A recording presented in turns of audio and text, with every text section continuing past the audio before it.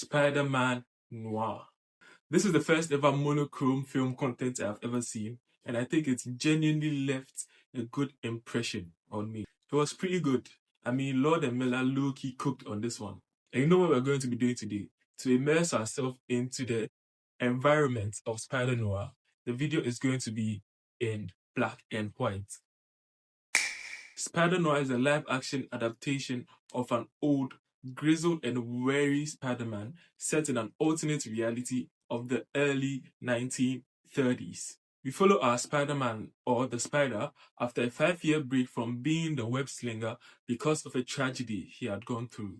In the show, we see he is forced back into the spotlight when a new twisting case involving Silvermane, a mob boss, more superpowered humans, and the mayor arises. Realizing he has to step up and bring an end to Silvermane's reign of terror over New York City, we see him take back the mask as the Spider. This show left me kind of mixed at the end of it. I liked it more than I did it. You know what it is? I appreciated it more than I enjoyed it. I'm saying this because time and time again, we've seen Sony put out flops after flops from the Spider-Man catalog. Morbius, Craven, Madam Web, even the Venom movies. They aren't terrible, but they're more of just a fun action-packed Marvel movie. But this time, they brought Lord and Miller, the executives behind the Spider-Verse movies. I don't mean to bash the creators of the previous Sony movies. They did their best with what they were given, but it is very noticeably obvious that this one was superior, particularly in terms of the dialogue and the story, which I think is the reason why the previous movies didn't do so well. Those were their major issues. Now, I'm not going to sit here and act like this is the best ever live-action Spider-Man movie, but they made it really, really difficult to have a lot of negatives to say about it.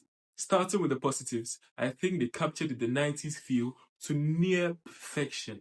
I'm a 2000s baby. I wasn't there to experience what movies were like during those times. But based on the few movies I've seen that attempted the 90s look, I think Spider-Noir nailed it.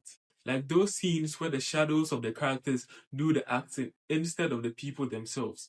The choice of music they even used throughout the show. Even some of the shots or camera angles looked like what you would see in the 90s movies. The cinematography really captured the feel of the 90s movies. One other major thing I think people were hoping to see when the show was being released was to see the Spider-Man suits used throughout the show. Yes, we've all been disappointed by the MCU Disney Plus shows, always waiting for the last 2 or 3 episodes to show the entire suit in its full glory. But with this show, we see him wear the suit right from episode 2 throughout to the end of it. Moreover, this suit is arguably the most accurate Spider-Man suit brought into live action. Like, it was perfection. When I saw the white eyes glow in the dark, I was like, I'm eating good.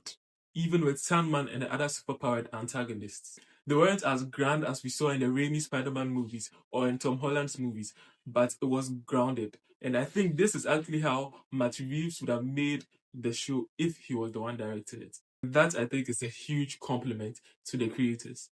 Another thing was the humor in the show, or the absence of it. You may probably be thinking, as Spider-Man, he's meant to be goofy, joking almost all the time. Yet in the show, we see very little of it. And yeah, I agree with you on that. But I think it was a positive thing they did, not making him as goofy as we see in, let's say, the Andrew Garfield movies. My reason is, the movie was set in time around the Great Depression.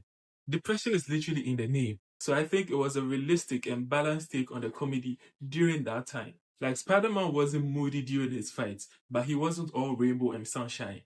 Speaking of the fights, that brings us to one negative I sort of had about the movie. I was genuinely pleased that we had a lot of fight sequences in the entirety of the show. Like, a good number of battles happened. But my issue with it is, it felt bland, not very creative. It was usually, we are in this section of the street surrounded by civilians, we fight and end things there. That is it. And it didn't even look like the people could get hurt. They were just standing around watching the fight, giving comments and remarks. Like, why wouldn't the villain want to hurt them? There was one huge advantage they had over Ben Reilly that they never took advantage of. My final take for why I wasn't head over heels about the Spider-Noir show was the story. I know I praised the story earlier, and I still stand by it. But this same story wasn't anything revolutionary.